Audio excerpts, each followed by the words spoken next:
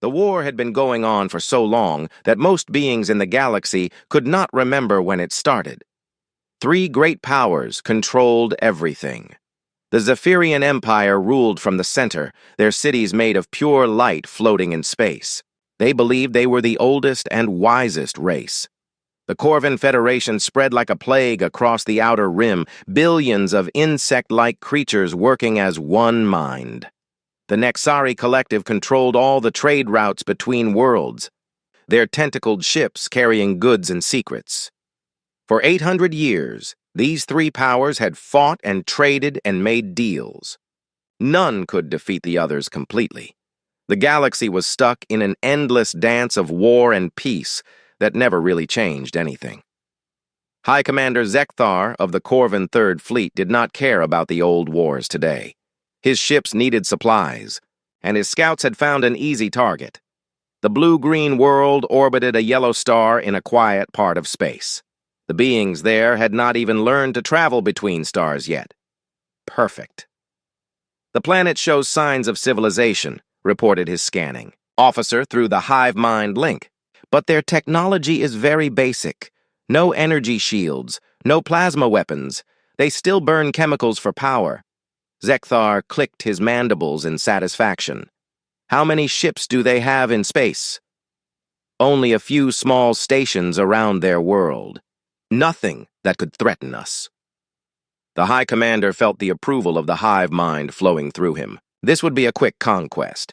The Third Fleet would take what they needed and leave. Maybe they would capture some of the aliens to study. The Corvans always needed new slave species.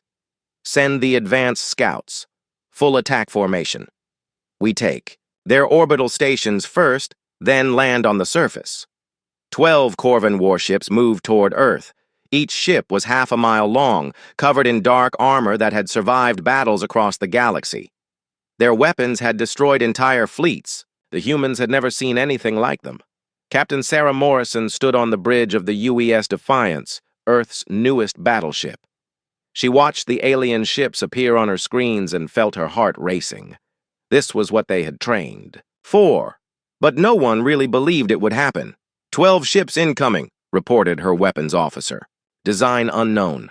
They're bigger than anything in our database. Communications? Nothing, Captain. They're not responding to any signals. Sarah looked at the tactical display. The alien ships were moving in perfect formation, like dancers who had practiced the same routine 1,000 times. Earth's defense fleet had only 8 ships, and they were much smaller than the approaching vessels. All ships, this is Morrison.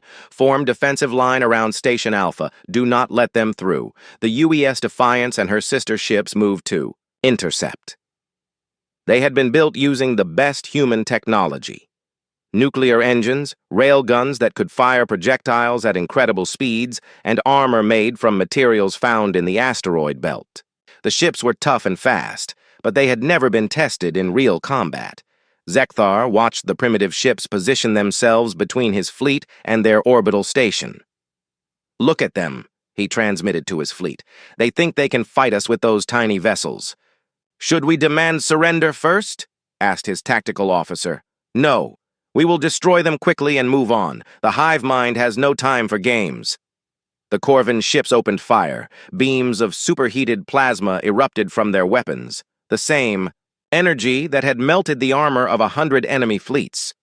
The humans would be vaporized in seconds. But something was wrong. The human ships moved. Not the slow, predictable movements that the Corvans expected, but sharp, violent turns that seemed to ignore the laws of physics. The plasma beams missed their targets by hundreds of meters. "What are they doing?" Zekthar demanded. Before anyone could answer, the human ships fired back. But they did not use energy weapons. Instead, solid metal slugs shot out of their railguns at a significant fraction of light speed. The projectiles hit the lead Corvan ship and punched straight through its armor like it was made of paper. The ship exploded in a burst of flame and metal. "Impossible!" whispered the scanning officer. "Our armor should have stopped those primitive weapons." "Fire again! All ships, concentrate fire!" But the humans were already moving. Their ships split up, each one following a different path. Some dove toward the planet, using its gravity to increase their speed. Others shot upward, coming at the Corvins from above. They moved like a pack of hunters, each ship supporting the others but thinking for itself. Captain Morrison felt the G-forces pressing her into her chair as the Defiance pulled a turn that would have killed anyone not wearing the new inertial suits. "Target the big one in the center. Full spread, all railguns." Firing, 6 railgun projectiles hit the Corvin flagship at the same time. The alien ship shuddered and began to leak atmosphere, but it did not explode. Its armor was too thick. "Switch to nuclear warheads," Morrison ordered. "Captain, we're too close for nuclear weapons. Trust me." The Defiance fired a single missile. It streaked toward the wounded Corvin ship and detonated just as the human vessel shot past at maximum speed. The nuclear explosion caught the alien ship in its blast, but the Defiance was already too far away to be seriously damaged. The Corvin flagship broke apart, its hull cracking like an egg. Zekthar found himself floating in space, his ship's emergency, systems having barely managed to get him to an escape pod. Around him, the remains of his fleet drifted in burning pieces. In less than an hour, the humans had destroyed 11 of his 12 ships. How was this possible? The Corvins had fought wars across the galaxy. They knew every weapon, every tactic, every strategy that worked in space combat, but these humans fought like nothing he had ever seen. They used their own planet's gravity as a weapon. They fired solid projectiles instead of energy beams. They moved their ships independently instead of in formation. They even used nuclear explosions at close range, something that should have destroyed their own vessels. Most strange of all, they seemed to enjoy the chaos. While Corvin ships worked together through the hive mind, the human ships appeared to be making up their tactics as they went along. Each captain was fighting their own battle, but somehow they all worked together perfectly. A human ship approached his escape pod. Zekthar prepared to die with honor, but instead of destroying him, they pulled him inside their ship. The aliens wanted to talk. Captain Morrison studied the insect-like creature sitting across from her in the ship's meeting room. It was about 7 feet tall, with 4 arms and compound eyes that reflected the light like jewels. Its chitinous armor was black and silver, and it smelled like machine oil. "You speak our language?" she said, surprised. "The hive mind learns quickly," Zekthar replied, his voice coming through a translation device. "We study the communications. We intercept. Your language is simple. Simple enough to kick your fleet's ass." The Corvin warrior's mandibles clicked in what might have been amusement. "Yes, you fight like nothing we have encountered. Why do you not use energy weapons?" "Because these work better." Morrison gestured to the railgun schematic on the wall screen. "Plasma dissipates over distance and can be deflected by magnetic fields. A chunk of metal moving at 30% of light speed doesn't care about your shields." "And the nuclear weapons at close range?" "We built our ships to handle it. You didn't." Zekthar was quiet for a long moment. In the hive mind, he could feel the confusion and fear of his people. They had rules for warfare that had worked for centuries. The humans had apparently decided to ignore all of them. "What do you want from me?" he asked finally. "Information. Who are you? Where do you come from? And why did you attack us?" "I am High Commander Zekthar of the Corvin Federation. We came seeking supplies and easily conquered territory. Your world appeared primitive and defenseless." "Well, you were half right." Morrison stood and walked to the window that showed Earth hanging in space below them. "Here's what's going to happen.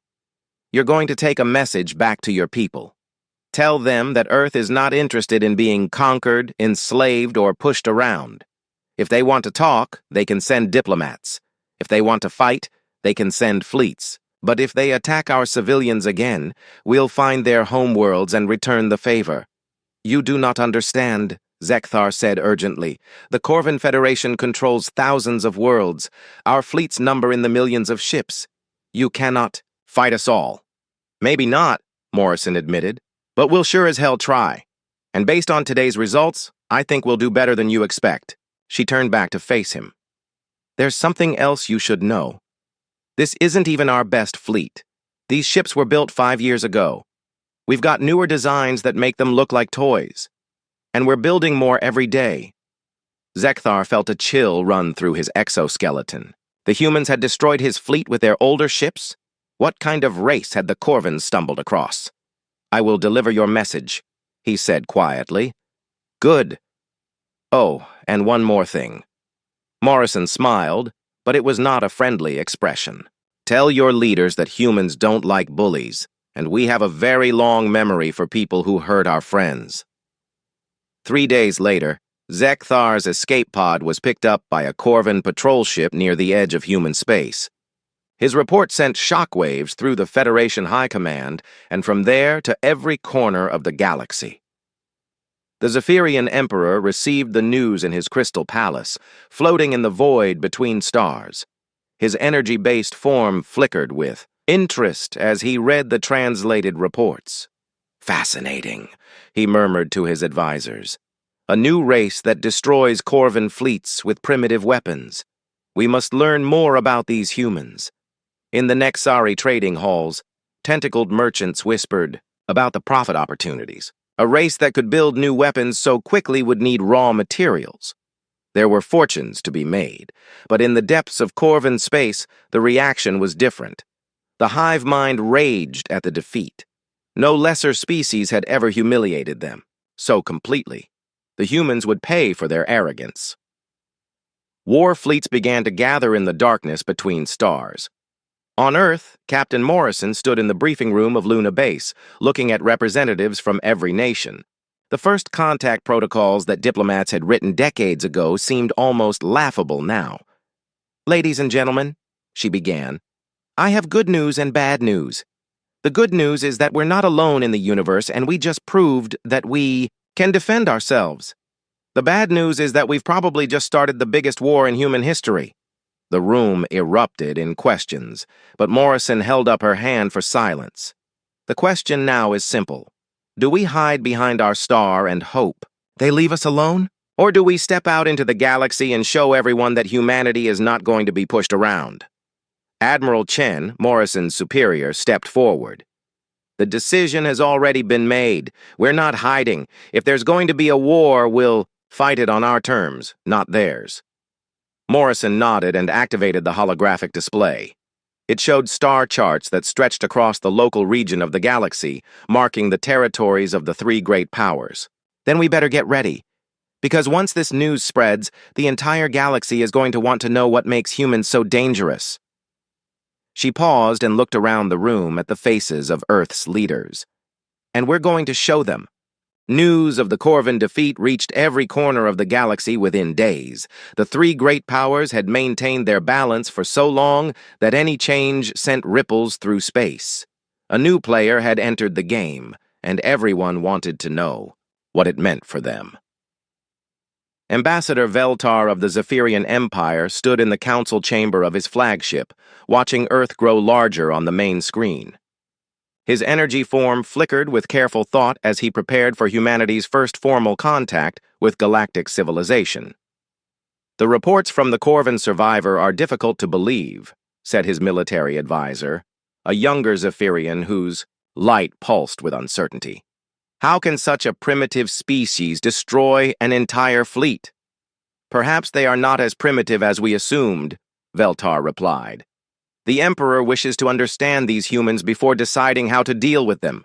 If they can be guided properly, they might serve the Empire well. The Zephyrian ships descended through Earth's atmosphere like falling stars.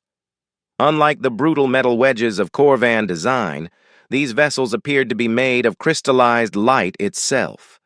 They moved silently, their hulls shimmering with energy, patterns that hurt human eyes to look at directly. President Martinez stood in the reception hall that had been hastily constructed at the United Nations building. Around him, the leaders of Earth waited nervously. This was their first meeting with aliens who came in peace, and nobody was sure what to expect. The Zephyrian ambassador materialized in the center of the room without any visible entrance. His form was roughly humanoid but made entirely of shifting blue and white energy. When he spoke, his voice seemed to come from everywhere at once.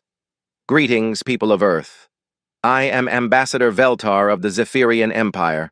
We come as friends and protectors. President Martinez stepped forward, trying not to show how unsettled he felt by the alien's appearance.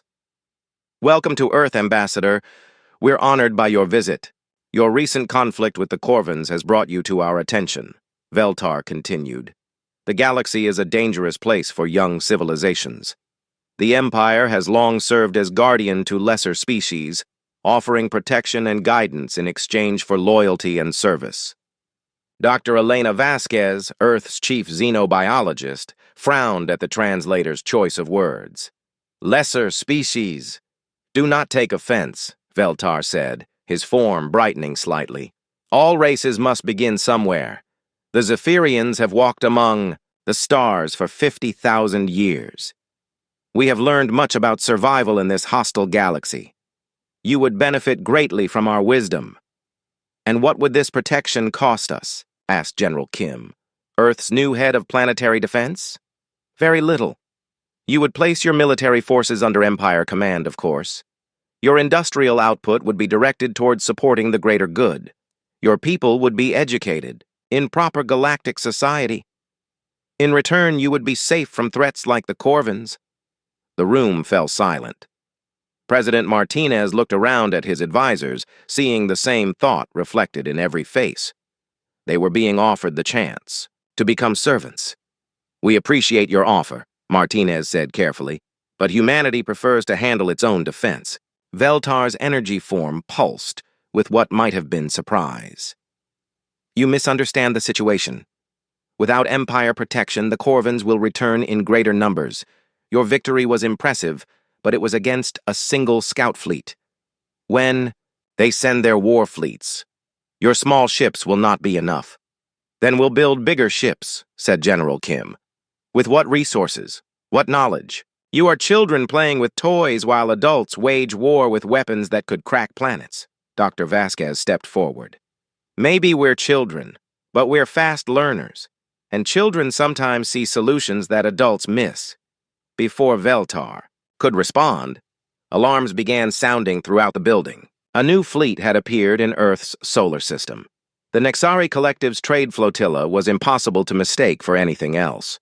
Their ships looked like massive sea creatures, all curves and flowing lines, tentacle-like docking arms extended from every surface, and their hulls were covered in advertising displays that flashed in a dozen different languages. Trade Prince Kex Mura had come to Earth personally, his flagship leading a convoy of merchant vessels. Unlike the Zephyrians with their offers of protection or the Corvins with their threats of conquest, the Nexari brought contracts. Humans of Earth, Kex Mura announced as his image appeared on screens around the planet. The Nexari Collective congratulates you on your recent victory. Such military prowess deserves reward, and we are prepared to offer exclusive trading agreements that will benefit both our peoples.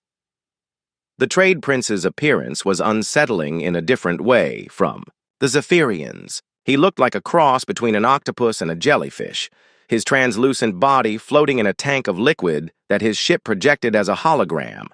When he spoke, his tentacles moved in patterns that the translation systems struggled to interpret. We offer manufactured goods, raw materials, and advanced technologies in exchange for simple commodities and labor agreements. Your people work hard, we have heard. This is valuable in galactic commerce. Captain Morrison, who had been promoted to admiral after her victory over the Corvins, studied the trade contracts that the Nexari presented. They were incredibly complex documents, hundreds of pages long and filled with clauses that seemed to contradict each other. I'm not an economist, she told the negotiating team, but this looks like a fancy way to make us their slaves, Dr. Vasquez agreed. Look at Clause 47. They're offering to provide raw materials for our ship construction, but Clause 93 says we have to sell them finished products at below-market rates, and Clause 128 gives them exclusive rights to all our shipping routes. It's a debt trap, said Economics Minister Park. They provide just enough help to make us dependent, then gradually take control of our entire economy. President Martinez rubbed his temples, feeling a headache building. So the Zephyrians want us to be their soldiers, and the Nexari want us to be their workers. What's next? As if summoned by his words, the third contact came not as a fleet, but as a single massive ship that materialized in Earth's solar system without any warning. It was enormous, easily 10 times larger than anything the humans had built, and its black hull seemed to absorb light like a hole in space. The ship broadcast a simple message: surrender immediately, or face annihilation. You have insulted the Corvin Federation. This insult requires blood. Admiral Morrison looked at the tactical display showing the massive alien warship. It was easily large enough to carry thousands of fighters and enough firepower to level continents. This was what a real Corvin war vessel looked like. How long until our new ships are ready? She asked her chief engineer. The first batch won't be finished for another month, Commander Torres replied. The new designs are still being tested. We don't have a month. Morrison turned to her communications officer. Send a message to all Earth ships. Full scramble. Everything we have. Admiral, our entire fleet is only 12 ships. That thing could probably destroy us without even slowing down. Probably. But we're not going to make it easy. The Corvin ship, named Terror of the Void, was indeed a vessel designed to break the will of entire star systems. Its commander, High Admiral Thekvar, had overseen the conquest of 17 different species. He had come to Earth expecting to find a cowering population ready to surrender rather than face his ship's terrible weapons. Instead, he found the humans preparing for battle. They're actually going to fight us, his tactical officer reported, with amazement. Their entire fleet is moving to intercept. Fools. Thekvar clicked his mandibles in satisfaction. They learned nothing from our previous encounter. Show them the power of a true Corvin warship. The Terror of the Void opened fire with its primary weapons, massive particle beams that could slice through asteroid fields. The first shots missed, as the human ships scattered in all directions, but Thekvar was not concerned. There was nowhere for them to run, but the humans were not running. Admiral Morrison had studied every detail of the first battle, and she thought she understood what made humans different from other species in the galaxy. Other races fought according to rules and traditions. Humans made up new rules as they went along. All ships implement Plan Crazy, she broadcast. Plan Crazy was not actually a formal military strategy. It was what Morrison called their backup. Plan for when everything else failed, and they had to try something desperate. The UES Defiance led the charge directly at the Corvin supership, followed by 3 other human vessels. They flew straight into the enemy's weapons fire, taking hits that would have destroyed lesser ships. But the new human armor held, and they kept coming. At the last possible moment, all 4 ships fired their entire missile loads and then used their emergency thrusters to veer away from the alien vessel. Hundreds of nuclear warheads struck the Terror of the Void's hull in a coordinated attack that lit up space like a new sun. When the explosions cleared, the Corvin ship was still there, but its armor was cracked and burning atmosphere leaked from dozens of holes. Impossible, Thekvar snarled. No one has ever damaged a Terror-class warship with primitive nuclear weapons. Sir, they're attacking again. They fight like madmen, the tactical officer reported.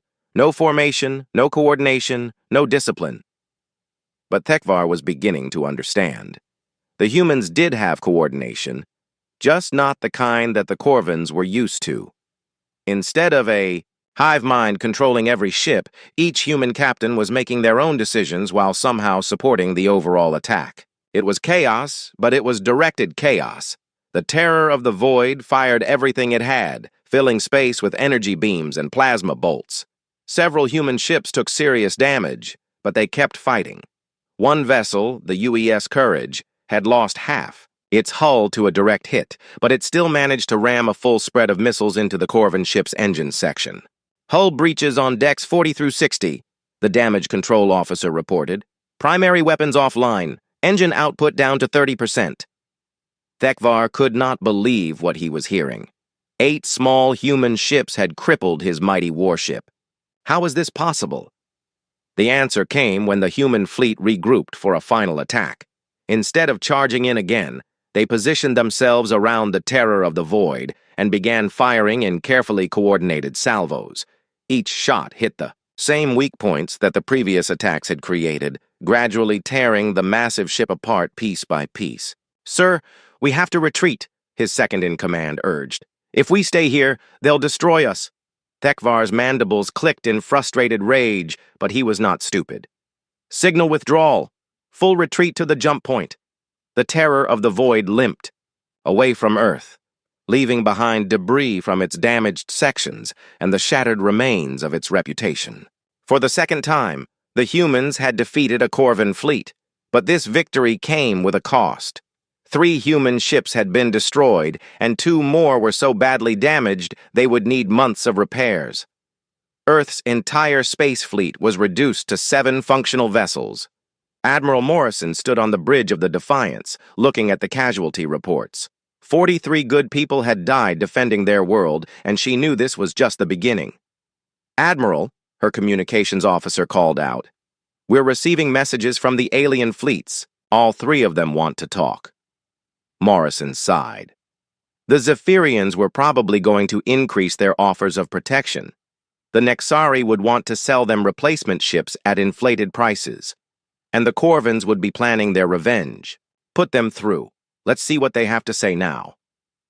The main screen split into 3 sections, showing the representatives of all 3 galactic powers.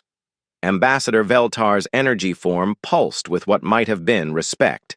Trade Prince Kex Mura's tentacles writhed with excitement. And High Admiral Thekvar's compound eyes glowed with rage. "Humans of Earth," Veltar spoke first. "Your prowess in battle has impressed the Empire. We would like to revise our previous offer of protection. Perhaps a more equal partnership could be arranged. The collective is prepared to offer premium rates for your military services," Kex Mura added quickly. "Many species would pay well for the protection of human warships." "You have won 2 battles," Thekvar interrupted, his voice dripping with hatred. "But the Federation has fleets that number in the thousands. Your luck will not hold forever." Admiral Morrison looked at the 3 aliens and felt a moment of perfect clarity. They were all afraid.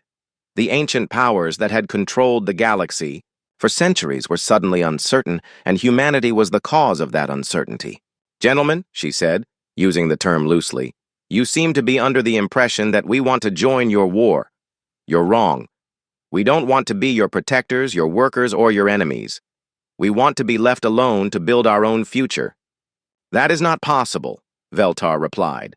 "The galaxy does not allow for neutrality. You must choose a side, or others will choose for you." Morrison smiled, and all 3 aliens recognized it as the expression humans made when they were about to do something dangerous. "Then I guess we'll have to change how the galaxy works." The transmission ended, leaving the 3 alien fleets to contemplate humanity's response. In the depths of space, ancient powers began to realize that their carefully ordered universe was about to become much more complicated. On Earth, the real work was just beginning. 6 months after the first contact with the galactic powers, humanity had changed the rules of war in ways that no one expected. The aliens thought they understood how space battles worked, but humans kept proving them wrong. Captain Marcus Rodriguez stood on the bridge of the UES Indomitable, watching his target through the tactical display. The Corvan supply convoy stretched across space like a chain of metal beads, 30 cargo ships protected by 12 warships. It should have been impossible for a single human vessel to threaten such a force. But Rodriguez was not planning a traditional attack. "Range to target?" he asked his weapons officer. 40,000 kilometers in closing. "They've detected us, sir. The escort ships are moving to intercept." "Perfect. Let them come." The Indomitable was one of Earth's new ships, built using lessons learned from captured alien technology. It was faster than anything the Corvans had, and its weapons were designed specifically to exploit weaknesses in enemy armor. But its real advantage was something the aliens could not build into their ships, a crew that thought for itself. "All stop," Rodriguez ordered. "Let them think we're surrendering." The Corvan escort ships approached carefully, their formation perfect and their weapons charged.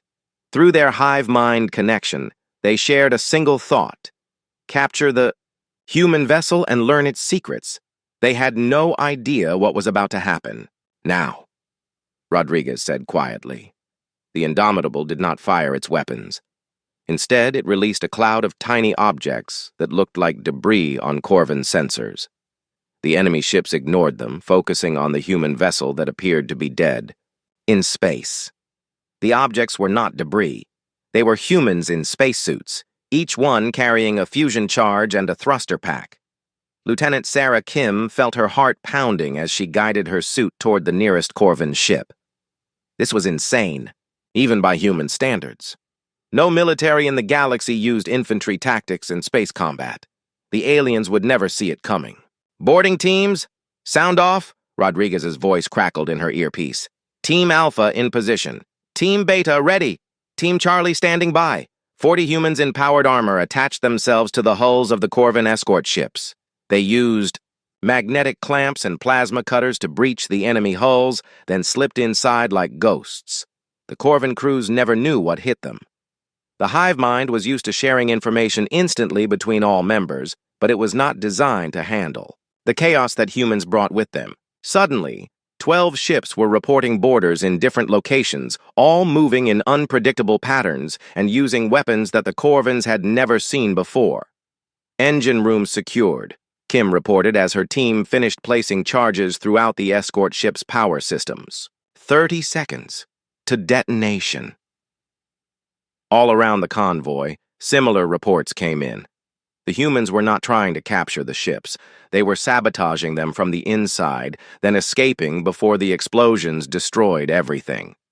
"All teams, extraction." "In 10 seconds, Rodriguez announced. The boarding teams activated their emergency thrusters and shot away from the Corvin ships just as the fusion charges detonated. 12 escort vessels exploded almost simultaneously, leaving the cargo ships defenseless. But Rodriguez was not finished. "Launch missiles. Target the cargo holds, not the ships themselves." The Indomitable fired a spread of precision warheads that struck each cargo vessel in exactly the right place. The ships were not destroyed, but their cargo holds were breached, spilling supplies into the vacuum of space. "Mission accomplished," Rodriguez announced to his crew. "The Corvins just lost 6 months' worth of supplies for their border fleets, and they have no idea how we did it." This was the new kind of warfare that humans had brought to the galaxy. They did not fight for territory or glory. They fought to disrupt, to confuse, to make their enemies question everything they thought they knew about combat. The operation that became known as the Broken Chain Campaign lasted for 3 months and completely changed how the galaxy viewed human military capabilities. Captain Rodriguez and his team of ships did not attack major Corvin strongholds or try to capture territory. Instead, they targeted the Federation's supply lines, communication networks, and industrial facilities. They destroyed food convoys heading to Corvin colonies, leaving entire worlds hungry. They sabotaged the quantum communication arrays that allowed the hive mind to coordinate across vast distances.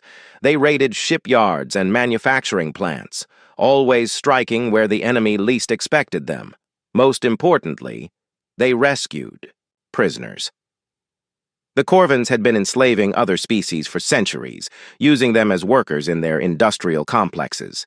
Human strike teams liberated these prison camps with a ferocity that shocked even their enemies. When the freed slaves told stories of human soldiers who fought like demons to save strangers, the reputation of Earth's military spread across the galaxy. Admiral Chen stood in the command center of Luna Base, studying reports from across human space. In 6 months, they had gone from 8 working ships to a fleet of 40 vessels, all built using a combination of human innovation and captured alien technology. "The Corvins are pulling back from 3 sectors," reported Colonel Park, her intelligence chief. "They can't maintain their forward positions without the supplies that Rodriguez's team keeps destroying." "What about the Zephyrians and Nixari?" "Both sides are getting nervous. The Zephyrians have started offering better terms for alliance, and the Nixari are actually sending us free samples of their technology. They want to stay on our good side." Chen nodded, but she was not satisfied. "We're winning tactically, but strategically we're still outnumbered 1,000 to 1. If the 3 powers ever decide to work together against us, we're finished." "They won't," said Dr. Vasquez, who had joined the meeting to report on her research projects. They've been enemies for too long. The moment one of them looks weak, the other two will attack. What's the status on the new technologies? Dr. Vasquez smiled, and Chen recognized the expression. It was the same look that her daughter got when she had built something that she was particularly proud of. We've had some interesting breakthroughs. It turns out that combining human engineering with alien science produces results that none of the original species could achieve alone. Want to see? Chen followed the scientist to her laboratory, which had been expanded to fill 3 levels, of the Luna Base complex. The place hummed with activity as teams of human researchers worked alongside carefully selected alien refugees and defectors. The first thing Chen noticed was a small insect-like creature working at a computer terminal, alongside a human technician. It looked like a corvin, but its movements were different somehow. That's 7 of thousands, Dr. Vasquez explained. She's a corvin who somehow developed individual consciousness instead of being controlled by the hive mind. When Rodriguez's team rescued her from a prison camp, she asked to join our research program. A corvin working for us? Working with us, Vasquez corrected. 7 has been invaluable in helping us understand corvin technology. And she's not the only one. We have volunteers from all 3 major species now. Chen studied the alien researcher more carefully. 7 of thousands moved with purpose and curiosity, examining data and asking questions. It was hard to believe that she belonged to the same species as the mindless drones that had attacked Earth. How is that possible? We're not sure yet. 7 says that some corvins are born with defective hive mind connections. Usually they're killed or exiled, but she managed to hide her condition and survive. The interesting thing is that once she was free from the hive mind's influence, she became incredibly creative and innovative. Dr. Vasquez led Chen to another section of the lab, where a team was working on what looked like a fusion reactor, but with modifications that Chen did not recognize. This is our power systems team, Vasquez explained.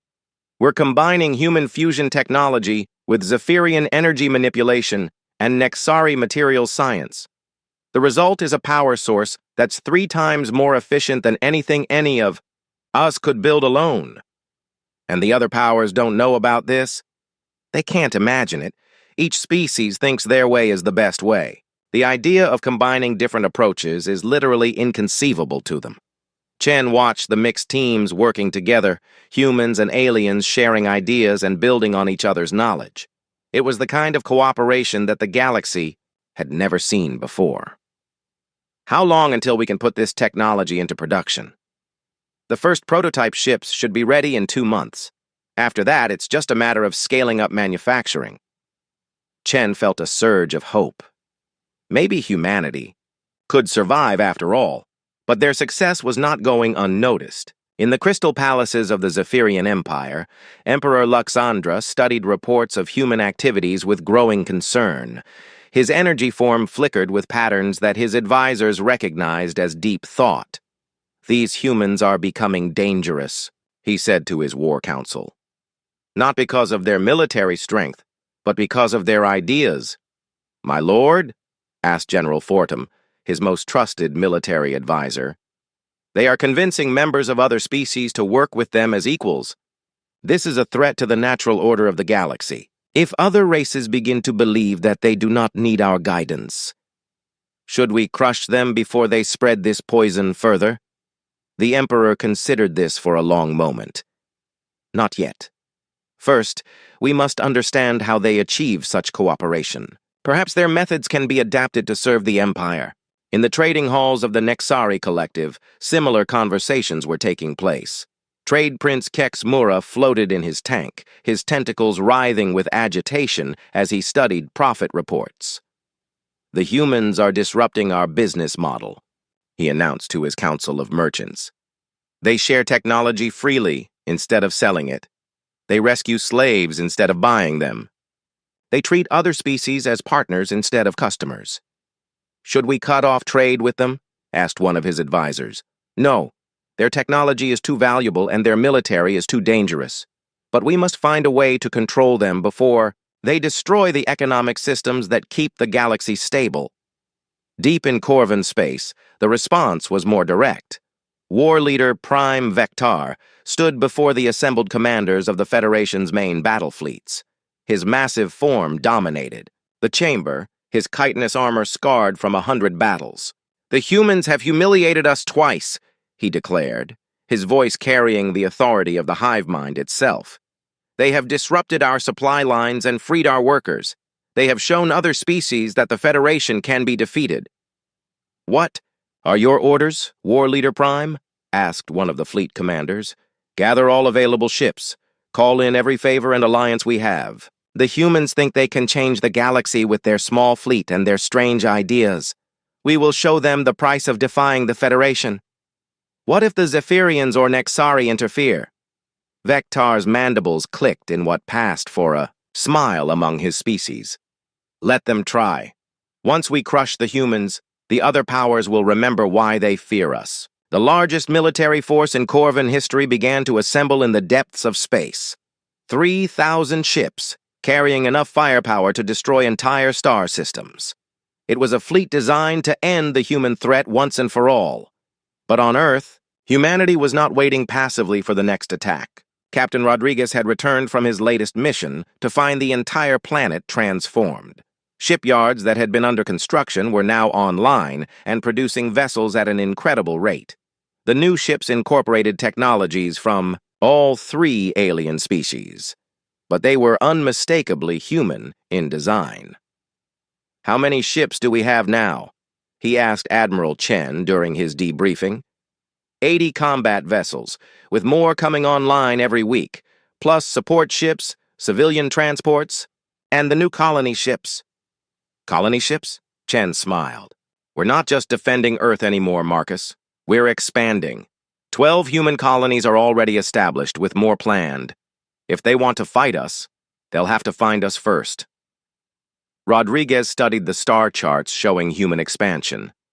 The colonies were not clustered together like most species preferred. Instead, they were scattered across a vast region of space, each one supporting the others but capable of independent survival. "It's a good strategy," he admitted, "but when the Corvans come back, they'll bring everything they have." "I know. That's why we're not going to be here when they arrive." Chen activated a holographic display showing the current positions of all major alien fleets. Red icons marked Corvan forces, blue showed Zephyrian ships, and green indicated Nexari vessels. "Our intelligence suggests that the Corvans are massing for a major assault on Earth. The other 2 powers are watching and waiting to see what happens. If the Corvans destroy us, they'll divide up our territory. If we somehow win, they'll probably try to ally with us. So what's the plan? We're going to give them something they don't expect. Instead of waiting for them to attack us, we're going to attack all 3 of them at the same time." Rodriguez stared at her. "Admiral, that's completely insane." "I know," Chen replied. "That's why it might just work." The war that everyone expected never came. Instead, something unprecedented happened in the galaxy's long history. The old order began to crumble from within. It started when 7 of Thousands broadcast a message across Corvan space. The transmission was brief, but its impact was enormous. For the first time in their species' history, a Corvan spoke as an individual rather than as part of the hive mind.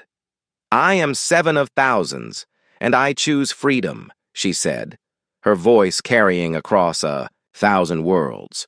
"The hive mind tells you that we are nothing without the collective. This is a lie. We can think. We can choose. We can be more than drones." The message should have been impossible to broadcast. Corvan communication networks were controlled by the hive mind, and no individual should have been able to access them. But 7 had help from human hackers and Nexari communication specialists who had learned to work together. Within hours, reports began flooding in from across Corvan space. Individual Corvans were beginning to question their orders. Some were refusing to follow hive mind directives. A few were even helping captured slaves escape. War leader Prime Vectar felt the disturbance rippling through the collective consciousness, like a virus. "Impossible," he snarled. Individual thought is a genetic defect. It cannot spread. But it was spreading. Not through genetics, but through something the Corvins had never encountered before. The simple idea that they had a choice. The effects were not limited to Corvin space. In the Zephyrian Empire, younger energy beings began questioning why they needed to guide lesser species instead of learning from them. Some even started visiting human colonies in secret, fascinated by the concept of cooperation between equals. Lord Zeph Khan was one of these younger Zephyrians. His energy form flickered with excitement as he materialized on the human colony of New Geneva, where refugees from all three major species lived and worked together. "This is remarkable," he said to Dr. Vasquez, who was overseeing the colony's research center. "Your people share knowledge freely, even with former enemies. How is this possible?" "Because we learned something important," she replied, watching as a human engineer worked alongside a reformed Corvin and a young Zephyrian to design a new type of spacecraft engine. "Competition makes you stronger, but cooperation makes you unstoppable." Zefkan observed the mixed team for hours, amazed by how they built on each other's ideas instead of trying to prove their own superiority. When they encountered a problem that none of them could solve alone, they found a solution by combining their different approaches. "Your empire would call this chaos," he said finally. "Maybe, but it works." As word of these experiments in cooperation spread, more aliens began visiting human colonies. They came as refugees, researchers, traders, and simple curiosity seekers. What they found challenged everything they had been taught about how different species should interact. The Nexari were particularly affected. Their entire economy was based on controlling trade and creating artificial scarcity. But humans shared resources freely within their communities and traded fairly with outsiders. This approach should have led to economic collapse, but instead, it created unprecedented prosperity. Trade Prince Keksamura found himself in the strange position of losing money while his customers became wealthier. Human colonies were developing their own industries instead of depending on Nexari imports. Even worse, they were teaching other species to do the same. "This is catastrophic for our business model," he announced to his fellow trade princes.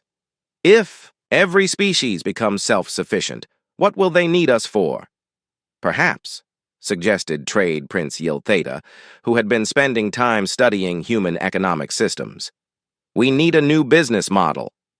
The other trade princes stared at her in shock. Yiltheta was known for her conservative views and traditional methods. The idea that she would suggest changing their fundamental approach to commerce was unprecedented. "What do you mean?" Keksamura asked carefully.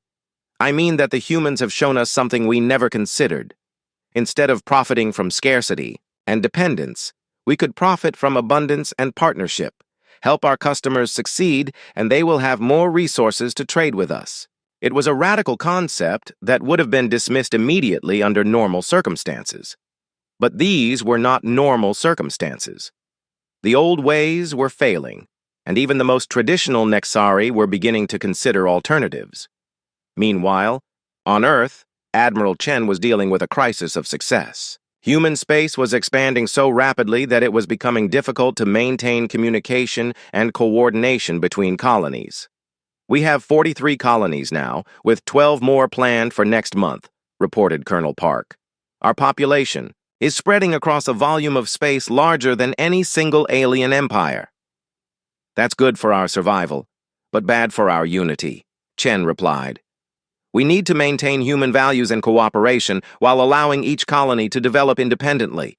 The solution came from an unexpected source. 7 of thousands had been working with human sociologists to develop new forms of government that could function across interstellar distances. Her unique perspective as a former Hive Mind member gave her insights into both collective decision-making and individual freedom. "The key is voluntary association," she explained during a conference call with colony leaders from across human space.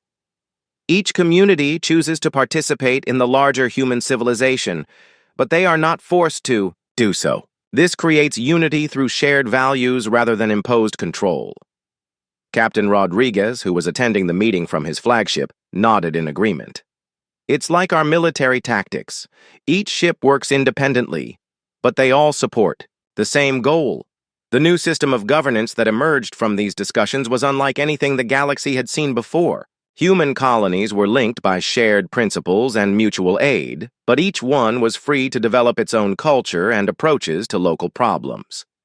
Decisions that affected all of humanity were made through a complex process of consultation and consensus building that could take months to complete. It should have been inefficient and chaotic. Instead, it proved to be incredibly adaptive and resilient.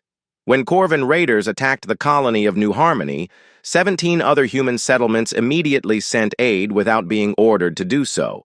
When a plague struck the mining colony of Titan's Rest, researchers from across human space collaborated to develop a cure in record time. The aliens watched these developments with growing alarm and fascination. The three great powers had maintained their dominance by keeping other species divided and dependent, but humans were proving that cooperation could be more powerful than control. The crisis came when a joint task force of Zephyrian, Corvan, and Nexari ships arrived at the edge of human space. It was the first time in centuries that the three powers had worked together, and their combined fleet numbered over 500 vessels. Admiral Chen received their ultimatum while aboard the UES Terra, the newest and most advanced ship in the human fleet. The alien commanders appeared on her main screen, their faces showing a unity of purpose that she found more frightening than any individual threat. "People of Earth," spoke Emperor Lux Andra for the Zephyrians, "your influence has grown beyond acceptable limits. You are disrupting the stability of galactic civilization. Your economic practices are destroying established trade relationships," added Trade Prince Kexmura. "This cannot be allowed to continue." War Leader Prime Vectar finished the ultimatum. "You will submit to joint administration by our three governments, or you will be eliminated as a threat to galactic order." Chen looked at the three alien leaders and felt a moment of perfect clarity. This was what they had really been afraid of all along. Not human military power, but human ideas. "You want to know why you're really here?" she asked them. "It's because your own people are starting to think for themselves, and that terrifies you." "Absurd," Luxandra replied, but his energy form flickered with uncertainty. "Is it? How many Corvans have broken free from the hive mind in the last month? How many young Zephyrians are questioning why they need to control other species? How many Nexari are wondering if there might be better ways to create prosperity?" The silence that followed was telling. Chen could see the truth in their expressions, even through the various translation systems and energy forms. "You're not here to stop a human invasion," she continued. "You're here to stop a revolution of ideas. But here's the thing about ideas. You can't kill them with warships." "We can kill the people who spread them," Vectar snarled. "You can try. But we're not the same species you attacked a year ago. We've learned from you, adapted your technologies, and improved on them. More importantly, we're not alone anymore." As if summoned by her words, new contacts appeared on the tactical display. Ships were emerging from hyperspace all around the combined alien fleet, but these were not human vessels. Lord Zephcon commanded a squadron of Zephyrian ships crewed by energy beings who had chosen cooperation over domination. 7 of thousands led a fleet of free Corvans who had broken away from the hive mind. Trade Prince Yiltheta brought Nexari vessels filled with aliens who believed in fair trade and mutual prosperity. "Impossible," whispered Luxandra. "They would never rebel against their own kind." "They're not rebelling," Chen corrected. "They're evolving. They've seen that there's a better way to live, and they're choosing it freely." The combined human and alien fleet now outnumbered the official task force by almost 2 to 1. But more importantly, they represented something new in the galaxy's history. A truly multi-species alliance based on shared values rather than conquest or control. Captain Rodriguez, commanding the mixed squadron of human and free Corvan ships, opened a communication channel to the enemy fleet. "This is your final warning. Leave human space immediately, or face the consequences." War Leader Prime Vectar's mandibles clicked with rage. "You think these defectors and rebels can stand against the true powers of the galaxy? I will show you the cost of defiance. The Corvin war leader ordered his ships to attack, but something unprecedented happened. Nearly half of his fleet hesitated. Individual Corvins throughout the invasion force were making their own decisions about whether to follow orders, and many of them chose not to. The battle that followed was unlike any conflict in galactic history. It was not a clash between different species, but between different philosophies.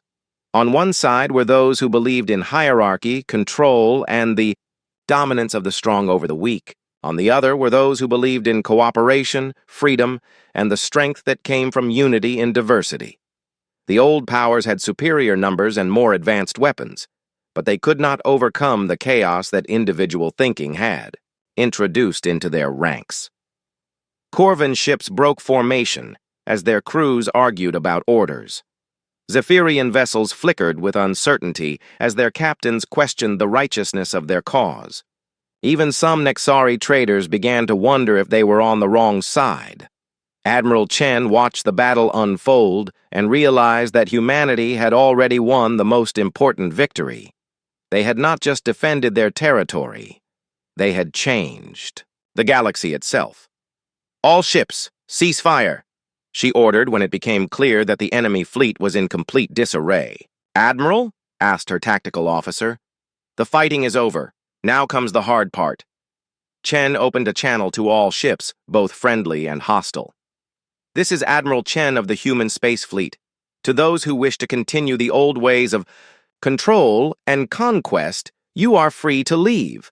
But to those who want to build something better, something based on cooperation and mutual respect, you are welcome to stay and help us create a new future for the galaxy. It was an offer that would change everything.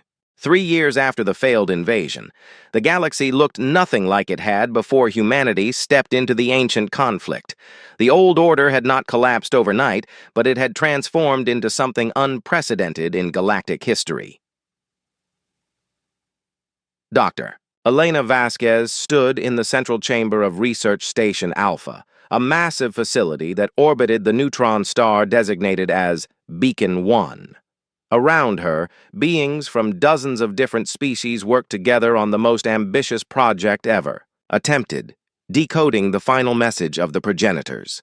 The research station itself was a marvel of cooperative engineering. Human structural design provided the framework, Zephyrian energy systems powered everything, Corvin computational networks processed data, and Nexari materials science made it all possible. But it was not just the technology that made the station remarkable. It was the fact that former enemies now worked side by side as equals. Any progress on the quantum resonance patterns? Vasquez asked Seven of Thousands, who had become one of the galaxy's leading experts on progenitor technology. The mathematical structures are becoming clearer, the Free Corvin replied, her individual consciousness allowing her to see patterns that the hive mind had never been able to recognize. But I believe we need Lord Zefcon's insights into energy manipulation to make the final breakthrough. Vasquez nodded and walked over to where the young Zephyrian was working with a team of human physicists. His energy form flickered with excitement as he studied the data streams flowing across multiple displays. Dr. Vasquez, he said without, looking away from his work. I think we have found something extraordinary. The progenitors did not just leave us a message. They left us a warning. The discovery that followed would change everything the galaxy thought it knew about its own history. The progenitor artifact, which had been found by the mixed crew led by Captain Rodriguez during one of his raids, contained detailed records of an ancient war that had consumed entire galactic civilizations. The progenitors had not been the first sentient species to achieve interstellar travel. They had been the last survivors of a galactic community that spanned millions of worlds and hundreds of different species. That community had been destroyed by something that came from beyond the galaxy itself, a force so alien and hostile that the progenitors could only describe it as the Hunger. According to these records, Vasquez explained to the Emergency Council that had assembled representatives from across the new Galactic Alliance, the Hunger appears every 50,000 years. It consumes entire galaxies, stripping them of all life and energy before moving on to the next target. General Kim, who had been promoted to head of the Joint Military Command, studied the tactical data with growing alarm. When is it supposed to return? Soon, replied Zefcon, his energy form dimming with worry. The mathematical models suggest that we have less than 5 years before the first scouts arrive. The council chamber fell silent. Representatives from dozens of species sat in stunned silence as they absorbed the implications. The wars they had been fighting for centuries suddenly seemed insignificant compared to the threat that was approaching. Trade. Prince Yiltheta was the first to speak. The progenitors faced this threat before. How did they survive? They didn't, 7 of thousands answered bluntly. According to the records, they managed to hide a few colonies in distant parts of the galaxy, but their civilization was essentially destroyed. The survivors spent the next 40,000 years rebuilding, only to face the hunger again when it returned. And then? Asked Admiral Chen. The cycle repeated. Each time, the galaxy was devastated. Each time, a few survivors managed to hide, or escape. The progenitors were the last to try to break the cycle. Dr. Vasquez activated a holographic display showing the final section of the progenitor message. The image was of a massive starship, larger than anything any current species had ever built. But it was not designed for war. This was their solution, she explained. A generation ship designed to carry the genetic patterns and cultural knowledge of every species in the galaxy. When the hunger came, the ship would flee to another galaxy and wait for it to pass. Did it work? General Kim asked. We don't know. The ship launched just before the final attack, but there's no record of what happened to it. Emperor Luxandra, who had been listening in brooding silence, finally spoke. So our choice is to hide or to run. Is there no way to fight this threat? Vasquez looked around the chamber at the assembled representatives. Actually, there might be. The progenitors tried to face the hunger using the same approach that had worked for millions of years, each species fighting separately, using their own methods and technologies. But we have something they never had. What's that? Asked Captain Rodriguez, who had been studying the tactical implications of the data. Us. All of us, working together. It was Admiral Chen who understood first. You're talking about a unified defense. Not just an alliance, but true integration of all our capabilities? Exactly. The progenitors never figured out how to combine different approaches to technology and strategy. They remained separate even when they tried to cooperate. But we've proven that different species can work together to create something greater than the sum of their parts. The debate that followed lasted for weeks. Some argued for building generation ships and fleeing to another galaxy. Others wanted to try hiding in remote corners of space, hoping the hunger would pass them by. But gradually, a consensus emerged around a third option, standing and fighting, but doing it together in ways that no galactic civilization had ever attempted. The project that emerged from these discussions dwarfed anything that had been attempted in galactic history. Every species contributed their best technology and knowledge to the creation of an integrated defense network that spanned the entire galaxy. Human adaptability and innovation provided the central coordination systems. Zephyrian energy manipulation created shields that could protect entire star systems. Corvin computational power linked everything together through quantum networks that operated faster than light. Nexari materials, science-built structures that could withstand forces that would crack planets. But it was not just about technology. The real breakthrough came when the different species began to train together, learning each other's methods and approaches to problem-solving. Human flexibility combined with Corvin precision. Zephyrian wisdom merged with Nexari practicality. General. David Kim found himself commanding fleets that would have been impossible to imagine just a few years earlier. Human ships with Zephyrian energy shields worked alongside reformed Corvin vessels equipped with hybrid human-alien weapons. The crews were mixed as well, with beings from different species serving together not just as allies, but as true partners. The integration is proceeding faster than anyone expected, he reported to the Joint Command Council. Our combined capabilities are exceeding all projections. What about the military exercises? Asked Admiral Chen. Remarkable. The mixed crews are developing tactics that none of our species could have conceived alone. When human unpredictability combines with Corvan coordination and Zephyrian energy mastery, the results are unprecedented. The first test of the new unified forces came when long-range sensors detected something approaching from the void between galaxies. It was not the main force of the hunger, but rather a scouting expedition sent ahead to assess the galaxy's defenses. The scout ships were unlike anything the galaxy had ever seen. They seemed to be made of some kind of dark matter that absorbed energy and twisted space around them.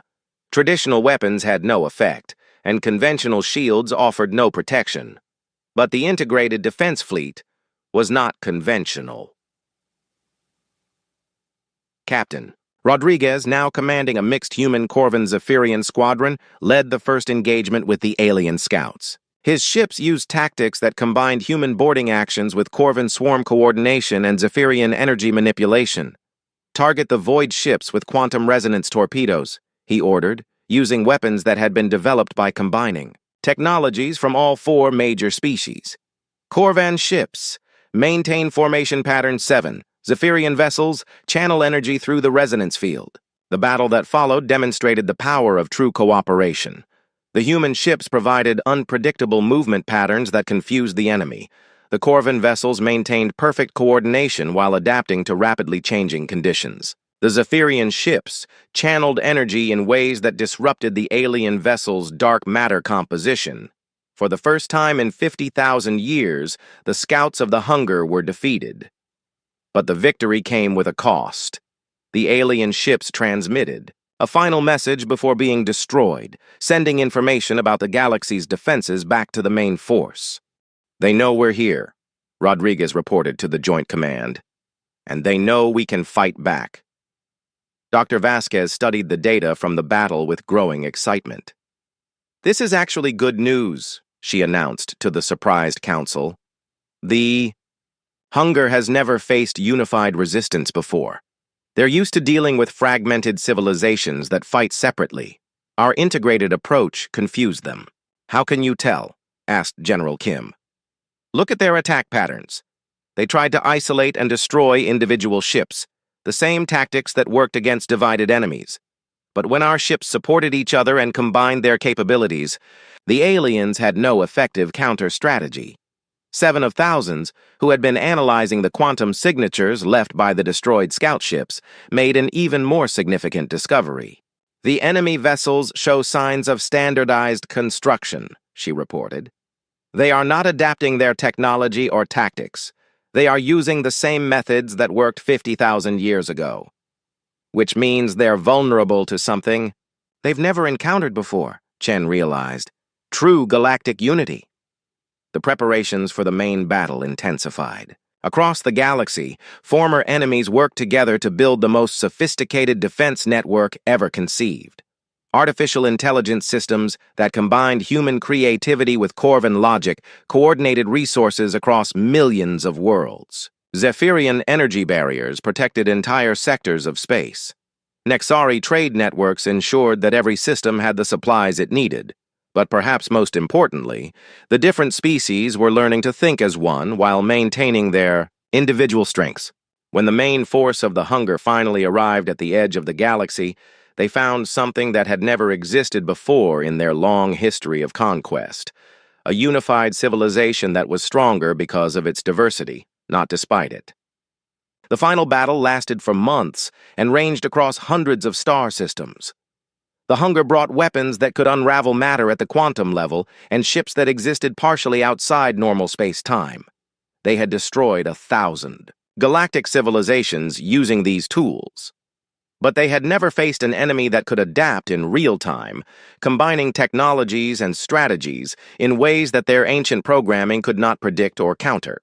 Human innovation found weaknesses in defenses that had seemed impenetrable. Corvan persistence wore down enemies that had never been challenged for long periods. Zephyrian energy mastery neutralized weapons that had cracked planets. Nexari resource Management kept the defensive fleets supplied and operational across impossible distances. When the last of the Hunger's ships finally retreated back into the void between galaxies, they left behind something unprecedented, a galaxy that had not just survived their assault, but had grown stronger through the experience of defending itself. Admiral Chen stood on the bridge of the UES Unity, the flagship of the Integrated Galactic Fleet, and watched the alien ships disappear into hyperspace. Around her, beings from dozens of different species worked together with an efficiency and harmony that would have been impossible just a few years earlier. "Status report," she requested. "All sectors reporting all clear," came the reply from Seven of Thousands, who was coordinating communications across the galaxy's defense network. "The enemy has withdrawn completely." "Damage assessment?" "Surprisingly light," reported General Kim. "The integrated defensive systems performed better than our most optimistic projections. We lost less than 5% of our total fleet strength." Chen nodded, but she was not ready to celebrate yet. "What about the long-term threat? Will they return?" Dr. Vasquez, who had been monitoring the enemy's retreat, provided the answer. "The quantum signatures suggest that they're not just withdrawing, they're fleeing. I don't think they know how to deal with a unified galaxy. Their entire strategy is based on exploiting division and weakness. So we've broken the cycle? Maybe. Or maybe we've just created a new one. Instead of a galaxy that gets consumed, every 50,000 years, we now have a galaxy that can defend itself and grow stronger with each challenge." Lord Zephcon, his energy form bright with satisfaction, added his own observation. "The progenitors left us a warning about the hunger, but they also left us something else. The inspiration to try a different approach. Instead of running, or hiding, we chose to stand together." Trade Prince Yiltheta's tentacles writhed with what her species considered deep contentment. "And the economic benefits of this cooperation will last for millennia. When species work together instead of competing, everyone prospers." Captain Rodriguez, who had led the final assault that drove off the enemy scouts, summed up what everyone was thinking. "So what do we do now?" Admiral Chen looked around at her mixed crew, then out at the stars that now held a galaxy transformed by cooperation instead of conquest. "Now we build something that the galaxy has never seen before," she said. "A civilization based on the idea that our differences make us stronger, not weaker, and we make sure that no force, from this galaxy or beyond, ever threatens that principle. Again." The war was over, but the real work was just beginning. For the first time in galactic history, different species were not just surviving together.